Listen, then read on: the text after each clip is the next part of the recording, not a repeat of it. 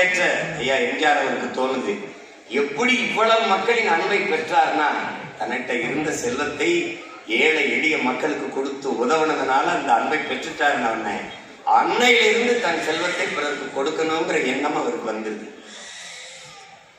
அவங்க எல்லாம் இருந்து கொடுத்தார்கள்.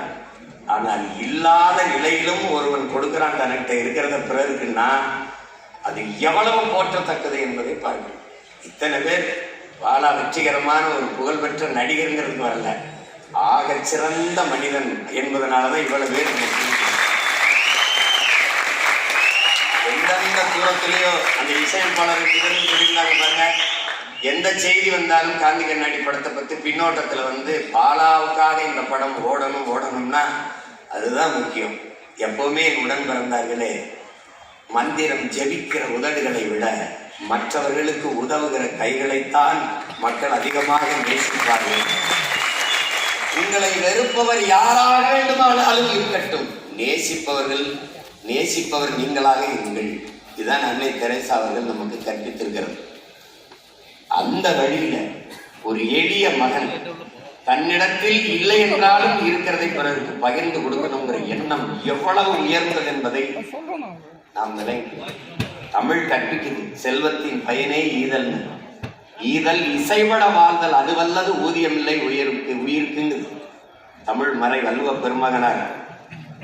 ஈதல் இசைவட வாழ்தல், அது வல்லது ஊதியம் இல்லை உயிருக்கு. அதாவது அது இல்லைன்னா கொடுப்பதை தாண்டி அதை உள்ள உயிருக்கு ஒரு சம்பளம் இல்லைன்றது. அறிவு மூதாட்டி அவ்வை சாதி இரண்டொழிய வேறுங்கால். இன்னுமே பல பேருக்கு குழப்பம் இருக்கு. சாதி இரண்டொழியன்னா ஆண் ஜாதி பெண் ஜாதி, அது சாதி இல்லது, பாலியல் வேறுபாடு, ஆண்பால் பெண்பால், அதை போட்டு குழப்பிக்க கூடாது. அவர் சொல்ற சாதி வேற. சாதி இரண்டொழிய வேறில்லை சாற்றுங்கால் நீதி வழுவார் நெறிமுறையில் இட்டோர் பெரியார் இடாதார் இழிகுலத்தோருங்க பட்டாங்கில் உள்ளபடி இட்டோர் பெரியோர். தன்னிடத்தில் இருக்கிற செல்வங்களை பிறருக்கு கொடுப்பவன் உயர்ந்தவன், தனக்கு என்று பதுக்கி ஒதுக்குகிறவன் இடிசாதி தாழ்ந்தவன் என்று பாடுறான். பாரதி பாடுறான், எப்பவுமே கொடுக்கிற கை உயர்ந்திருக்கும், வாங்குகிறை தாழ்ந்திருக்கும். அப்படி கொடுத்து உயர்ந்து நிற்கிற ஒரு கைக்கு சொந்தக்காரன் என்னுடைய தம்பி பாலாவையன்.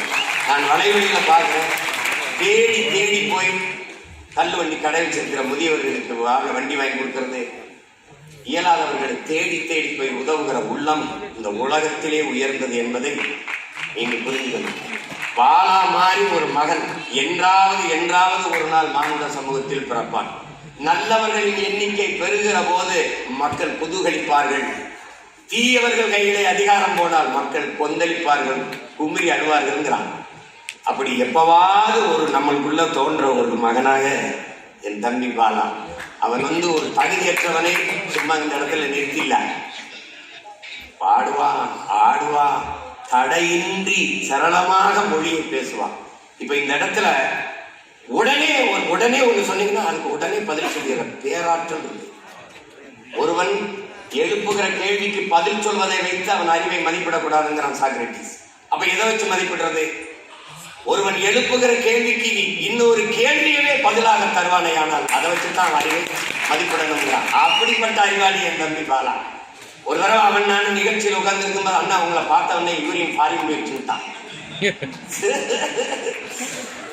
என்ன கேட்டாலும் உடனே இந்த நிகழ்வு தான் மணிமேல் தொகுத்து வழங்குறாங்க. அவனை விட்டீங்கன்னா உங்களை இவ்வளவு நேரம் சிரிக்க வச்சுட்டே இருப்பான். அப்பதான் ஒரு அறிஞன், பெரிய நடன கலைஞன், நம்முடைய பெரிய லாரன்ஸ் மாஸ்டர் அவர்கள். அவரோட ஆடுறா, அவருக்கு இணைய ஆடுறா. எனக்கு பெருமையா இருக்கு அதை நினைக்கும் போது.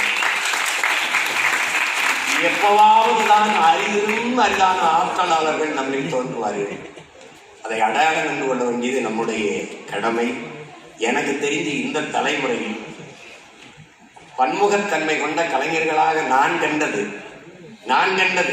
தம்பி பாலா, அவனுக்கு முன்னாடி என் தம்பி மணிகண்டன், 2 பேரும் அசாத்திய திறமையாளர்களாக நான் உணர்வேன்.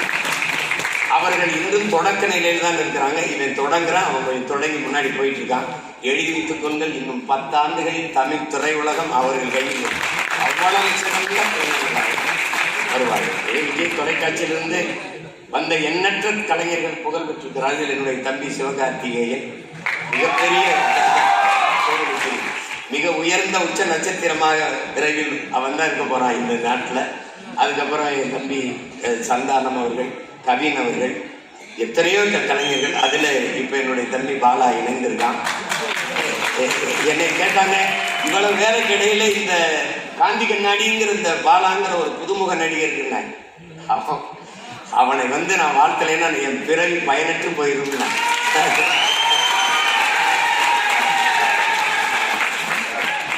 சிலருக்கு உறவாயிலேயே பிறகுள்ள இதயமும் இணைந்தது ஒத்த சிந்தனையிலும் தன் பிறருக்கு உதவணுங்கிற எண்ணம் கொண்டவன் இந்த உலகத்தில் உயர்ந்து வாழணும். அதுக்காகவாவது நம்ம ஒவ்வொருவரும் நிற்கணும்.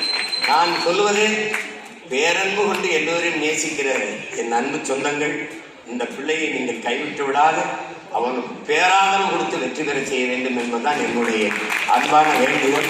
அந்த வேண்டுகோளை வைக்கத்தான் இந்த இடத்துக்கு நான் வந்தேன். அதில்